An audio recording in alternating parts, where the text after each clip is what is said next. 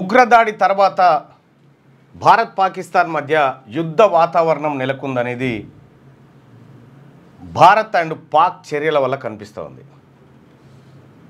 బార్డర్లో బలగాల మోహరింపు, పాకిస్తాన్ తన సైనికులకు సెలవులను రద్దు చేయడం, కవ్వింపు చర్యలకు దిగడం, ఇదంతా కనిపిస్తున్నటువంటి వాతావరణం. మరి ఇక్కడ భారత్ పాక్ యుద్ధం వస్తుందా? సిమ్లా ఒప్పందం రద్దు, సింధు నది ఒప్పందం రద్దు, అలాగే భారతదేశంలో ఉన్నటువంటి పాకిస్తాన్ పౌరులు 48 గంటల్లో దేశం విడిచి వెళ్ళిపోవాలని ఆదేశం, బార్డర్లు బంద్ పెట్టడం, ఇవన్నీ ఒక రకంగా యుద్ధానికి ముందు సన్నద్ధ కార్యక్రమాలు లెక్క కనిపిస్తూ ఉన్నాయి. మరి ఇప్పుడున్నటువంటి పరిస్థితుల్లో పాకిస్తాన్ భారత్ను ఎదుర్కొనేటువంటి సత్తా ఉందా? ఎందుకు పాకిస్తాన్ పదే పదే కాలు దూవుతూ ఉంటుంది? గతంలో 2 సార్లు చావు దెబ్బతిన్నటువంటి పాకిస్తాన్ మళ్ళీ అదే ప్రయత్నాలు చేస్తూ ఉంది. భారత్ను ఎదుర్కొనేటువంటి శక్తి కానీ, భారత్ను నిలువరించేటువంటి శక్తి కానీ పాకిస్తాన్ దగ్గర లేదు. మరి పాకిస్తాన్ ఈ ఉగ్ర కార్యకలాపాలకు ప్రేరణగా ఉండి భారతదేశంలో మరీ ముఖ్యంగా కాశ్మీర్ ప్రాంతంలో అల్లకల్లోలం సృష్టించడాన్ని ప్రపంచమే తీవ్రంగా తప్పుపడుతూ ఉంది. సో దానికి సంబంధించినటువంటి పాకిస్తాన్ మాకు సంబంధం లేదని చెప్తున్నప్పటికీ కూడా ఎవరి ప్రమేయం లేకుండా ముష్కర్లు వచ్చి అంత ఈజీగా చంపిపోయేటువంటి కార్యక్రమం కాదు. కాబట్టి 100% అంతర్జాతీయ వేదిక మీద పాకిస్తాన్ను ప్రథమ ముద్దాయిగా నిలబెట్టాల్సిందే. ఇటు భారత్ కూడా దేశ ప్రభుత్వం కూడా ప్రధానమంత్రి నరేంద్ర మోడీ గారు కూడా కొంచెం ఆత్మవిమర్శ చేసుకోవాలి. భారతదేశం ఇటువంటి పరిస్థితుల్లో ఉంటే ఇక్కడ ఉన్నటువంటి పౌరులకు వాళ్ళ ప్రాణాలకు రక్షణగా ఉండాల్సినటువంటి వ్యవస్థలు కొద్దిగా అతలాకుతలమైనట్టుగా కనిపిస్తూ ఉన్నాయి. పౌరుడి రక్షణ కోసం ప్రభుత్వాలు చేపట్టాల్సినటువంటి కార్యక్రమంలో కొంత అలసత్వం కనిపిస్తూ ఉంది. మరి ఎందుకు ఈ విధమైనటువంటి దాడి జరిగింది? సోషల్ మీడియాలో రకరకాలైనటువంటి విమర్శలు, రకరకాలైనటువంటి చర్చలు జరుగుతూ ఉన్నాయి సోషల్ మీడియాలో. ఇటు భారతీయ జనతా పార్టీని సమర్థించేటువంటి సెక్షన్ ఏదైతే ఉందో ఆ సెక్షను నరేంద్ర మోడీ గారు చాలా కఠిన నిర్ణయాలు తీసుకుంటా ఉన్నారు. సో ఇప్పటికే 2 ఉగ్రవాదులు నేరేసిరు, లేకపోతే యుద్ధానికి సన్నద్ధమవుతురు, మోడీ ఈ స్థాయిలో నిర్ణయాలు కఠినంగా తీసుకుంటారు అనేటువంటి మాట వాళ్ళు చెప్తా ఉన్నారు. సో ఇంకొక వైపు మోడీ ఆ తర్వాత మోడీ విధానాన్ని వ్యతిరేకించేటువంటి వర్గం అంతా కూడా ఇది మోడీ నిర్లక్ష్యానికి కారణం, ఎక్కడైనా ఈ దేశంలో మంచి జరిగితే అది తన ఖాతాలో వేసుకుంటాడు, కానీ కాశ్మీర్లో జరిగినటువంటి ఉగ్రదాడికి భారతదేశం మొత్తం ఖాతాలో వేస్తూ ఉన్నాడు అనేటువంటి విమర్శ ఆయన మీద చేస్తూ ఉన్నారు. ఇక్కడ సామాన్య పౌరుడు ఏం ఆలోచిస్తూ ఉన్నాడు? ఒక సగటు సామాన్య భారతీయుడు ఆలోచిస్తూ ఉంది, నిజంగా స్వేచ్ఛగా ఈ దేశంలో నేను ఎక్కడికైనా పోగలుగుతానా ఫ్యామిలీని తీసుకొని అనేటువంటి భయాందోళనలో ఉన్నాడు. ఎందుకంటే కళ్ళ ముందే తమ ఇంటి వాళ్ళని అత్యంత కిరాతకంగా కాల్చి చంపినటువంటి దుర్ఘటన వీడియోలు, వాళ్ళ ఎక్స్పీరియన్స్ అంతా సోషల్ మీడియాలో స్ప్రెడ్ అయిపోయింది.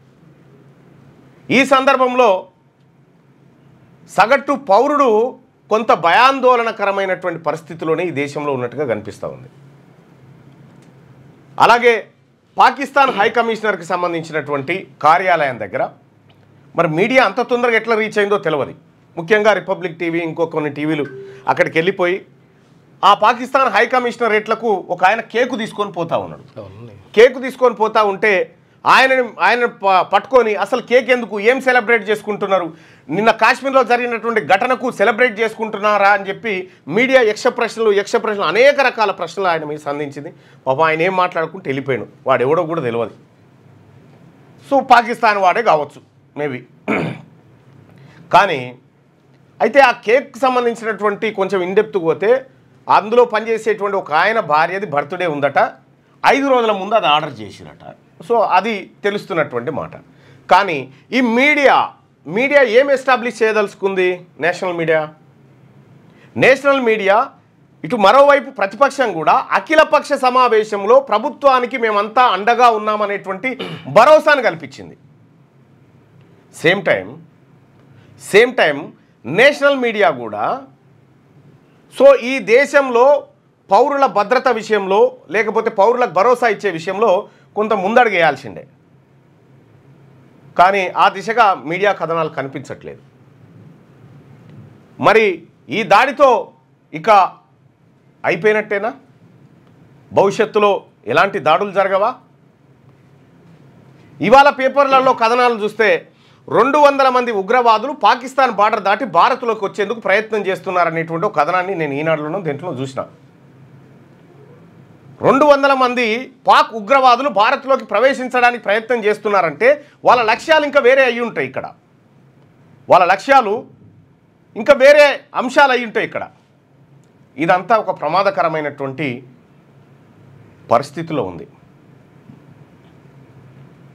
ఆంధ్రజ్యోతిలో రాజ్దీప్ సర్దేశాయ్ దీపశిఖ రాసిండు. ఇక్కడ కాశ్మీర్లో సాధారణ స్థితి ఏంది? కాశ్మీర్లో అసాధారణ పరిస్థితులు ఉంటాయనేది ఓ రకంగా ఆయన చెప్తున్నటువంటి మాట. మరి కాశ్మీర్లో నిజంగా మనం ఆర్టికల్ 370 రద్దు చేసిన తర్వాత అనేకమైనటువంటి పరిణామాల తర్వాత కాశ్మీర్ స్వేచ్ఛా వాయువులు పీల్చుకుంది. కాశ్మీర్ ఇక భారత్లో అంతర్లీనంగా భారత ప్రభుత్వం చేత సంపూర్ణంగా నియంత్రించబడుతుందనేటువంటి మాటలు మనం పార్లమెంట్ సాక్షిగా ప్రధానమంత్రి మోడీ గారి నోటి వెంట విన్నాం. అయినా కూడా ఈ అలజడి ఏంది? ఏం జరుగుతూ ఉంది? 3 అంచెల భద్రత. మొదట ఇన్ఫాంట్రీ, బార్డర్ సెక్యూరిటీ ఫోర్స్, ఆ తర్వాత మిగతా ఆర్మీ. ఈ 3 దశలను దాటుకుంటూ ఉగ్రవాదులు లోపలికి ఎలా రాగలుగుతూ ఉన్నారు? సో గతంలో కూడా చాలాసార్లు వచ్చారు, ఇప్పుడేం కొత్త కాదు. కానీ ఎలా రాగలుగుతూ ఉన్నారు? నిజంగా మన సీమ మనకున్నటువంటి బార్డర్ నిజంగా మన నియంత్రణలోనే ఉందా? ఈ అన్ని ప్రశ్నలు ఇవాళ భారత ప్రభుత్వం ముంగట సంధించబడుతున్నటువంటి ప్రశ్నలు. కరెక్ట్గా ఇంకొక వైపు నుంచి సోషల్ మీడియాలో కొత్త రకమైనటువంటి చర్చ. కరెక్ట్గా 2019 ఎన్నికలప్పుడు పుల్వామా దాడి జరిగింది. ఇప్పుడు బీహార్ ఎన్నికలు రాబోతా ఉన్నాయి సెప్టెంబర్లో. కరెక్ట్గా ఈ దాడి జరిగింది అనేటువంటి ఒక రాజకీయపరమైనటువంటి కోణాన్ని మరికొందరు తీసుకొస్తున్నారు. అంటే బీహార్ అత్యంత కీలకమైనటువంటి ఎన్నిక. ఇండియా కూటమి అక్కడ అధికారంలో ఉంది. ఎన్డీఏ కూటమి అధికారంలో ఉంది. ఫస్ట్లో ఇండియా కూటమి ఉండే, ఫస్ట్లో ఎన్డీఏతో ఉండే, ఆ తర్వాత ఇండియా కూటమి, మళ్ళీ ఎన్డీఏతోటి జత కలిపి నితీష్ కుమార్ గారు. సో రాబోతున్నటువంటి ఎన్నికలను ప్రభావితపరచడం కోసం ఈ దేశంలో కొన్ని చర్యలు జరుగుతూ ఉన్నాయనేది లెఫ్టిస్ట్ వర్గాల చేస్తున్నటువంటి అభిప్రాయం. ఇందులో ఏది నిజం? ఒకవేళ బీహార్లో ఎన్నికలు గెలవాలంటే ఏ ప్రాతిపదికన ఏ అంశాల మీద గెలుస్తుంది? ఒకవేళ ఇండియా కూటమి గెలవాలన్నా ప్రభుత్వ వైఫల్యాలను చూపించాలి. మరి ఎన్డీఏ కూటమి గెలవాలంటే ఏం చూపించాలి? ఎన్డీఏ కూటమి గెలవాలంటే ఎస్ ఈ దేశం సేఫ్గా ఉండాలంటే ఎన్డీఏ ఉండాలనేటువంటి వాతావరణాన్ని క్రియేట్ చేయాలి అనేది లెఫ్టిస్టుల వాదన. ఎంత ఎపిసోడ్ పక్కకు పెడితే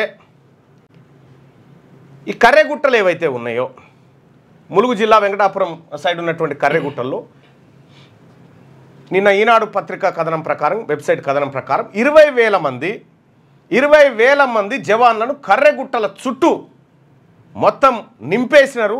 తద్వారా కర్రెగుట్టను జల్లెడబడతా ఉన్నారు. కర్రెగుట్ట లోపల ఉన్నటువంటి గోండు గిరిజన గూడాలు ఏవైతే ఉన్నాయో అవి గజగజలాడుతూ ఉన్నాయి. జనసంచారం పూర్తిగా బంద్ అయిపోయింది. ఎవరు కూడా బయటికి వెళ్ళే పరిస్థితి లేదు.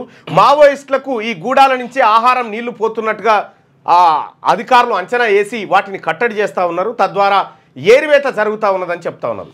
నిన్న బస్తర్ ఐజీ ఒక ప్రెస్ మీట్లో చెప్తూ 3 మావోయిస్టులను హతమార్చడం జరిగింది, మరికొంతమంది గాయాలయ్యేటువంటి అవకాశం ఉంది, ఇంకా మృతుల సంఖ్య పెరగొచ్చు అనేటువంటి మాట చెప్పింది.